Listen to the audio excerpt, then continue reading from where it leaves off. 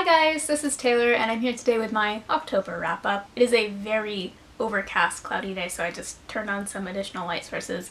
I don't know if it actually works, I don't know if it looks good. My apologies in advance if it doesn't. October was a relatively successful reading month for me. I read 4 things, which is pretty consistent with what I've been able to manage with work and school. If you saw my October TBR, you might remember that I picked 3 spooky October reads, and I read 2 of those things and 2 additional things. So let's start off with the spooky themed books first. First thing I read in October was Something Wicked This Way Comes by Ray Bradbury. You may remember that I ended up approaching this with some trepidation. My expectation going into this was that I did not really like Bradbury's writing style, and unfortunately that was totally confirmed. It's a writing style that is very grandiose, I would say, and while I can respect that, it's just not a writing style that I particularly enjoy reading personally. And I don't really feel like it matched the tone of the story. So the plot of the story is that there are 2 12-year-old boys who live in a small town that is visited by a weird carnival that gives them bad vibes. So being young, rascally boys, they end up going there in the middle of the night to investigate, and all hell breaks loose. Something I did really like about this novel is that it seemed like it was conceived by a person with an endless imagination, and that really came through, and that made the creepy parts all the more creepy, and I was surprised at the parts that really made my heart kind of race, so kudos. But ultimately I didn't really connect to this book, not the characters, not the plot, especially the end, so I ended up giving this 3 stars. I would recommend this if you have read other books by Bradbury and you know that you like his writing style. The other spooky book I read in October was Japanese Tales of Mystery and Imagination by Edogawa Rampo. So first off, in the introduction of this story collection, it explains that Edogawa Rampo is actually a pen name, and it's actually the Japanese transliteration of the name Edgar Allan Poe, Edogawa Rampo. And that was maybe the best part of this short story collection. Maybe not. I just have very, very mixed feelings about this book. The first story I loved. It was so creepy. It had this nice little twist to it. 2 twists actually. And I was so excited about this collection. I thought it was going to be exactly what I wanted it to be. And then the rest of the stories were either totally forgettable or they had like major things wrong with them. Like, one of them tried to make a horror story out of someone with a disability, and that's obviously not okay. I mean, this guy was born in the 1800s, but it's still not okay, and it was still disturbing to have to read about. So I ended up giving this book 3 stars. In retrospect, it's kind of a generous 3 stars. It was definitely carried by that one first story that I really liked. I also started Pretty Monsters by Kelly Link, which is kind of a fantastical, spooky short story collection.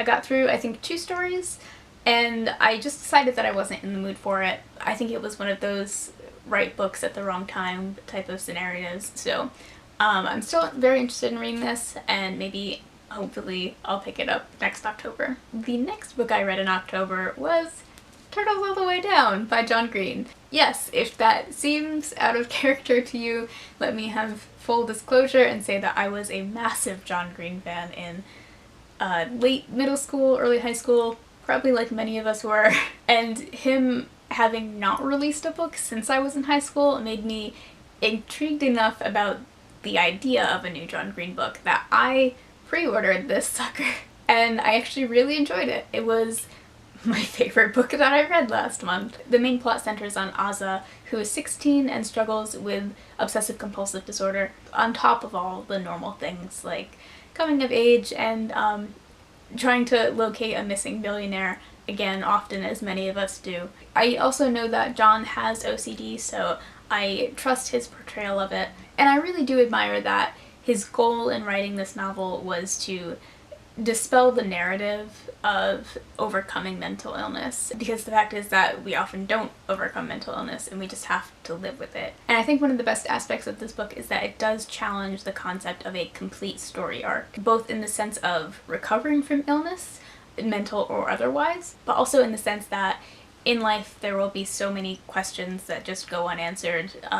There will be so many things that go on imperfectly, and we have to be okay with it. It's a common theme in his books, and I think it's the thing that he does best. I also think that if I had read a book like this in my early teens, it really would have helped me to understand mental illness to a much higher degree at a much earlier age. Having said all that, this did have its problems. I mean, the characters are the same characters from all of his previous books, just with different names. The dialogue, like most of his other books, is extremely unrealistic.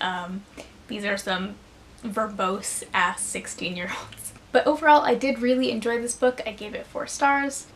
If you are strictly a literary fiction person, this is not going to change your mind about YA. Someone wants to be held. But if the whole challenging the narrative story arc about mental illness thing sounds interesting to you, and you know that you like YA, then I would give it a shot. The last thing I read in October was a poetry collection, and this is So Where Are We by Lawrence Joseph. So basically, I was not very familiar with this particular poet at all. I was mostly entranced by the gorgeous cover. I read just a little snippet of one of the poems that is in here before I purchased it, and unfortunately it turned out that that little snippet that I read was the best part of the best poem for me. This collection is largely commentary on the current political climate, and while I agree with that commentary, his writing style just has this like brutality to it, and it just really was not enjoyable for me. There's also a lot of listing of words with like $20 words just thrown in, and it just wasn't very enjoyable. I gave this 2 stars, although I would take that with a grain of salt because I appear to be the only person on Goodreads who rated this anything less than 3 stars. So that was my October. I do want to say that I am participating in Nonfiction November. Don't think I'm going to do a TBR because when I read nonfiction, it's so largely based on my current mood and how I felt about the last book that I read, so even I don't really know what I'm going to pick up. But I hope your October was a great reading month. Let me know in the comments down below, and I'll see you next time. Bye!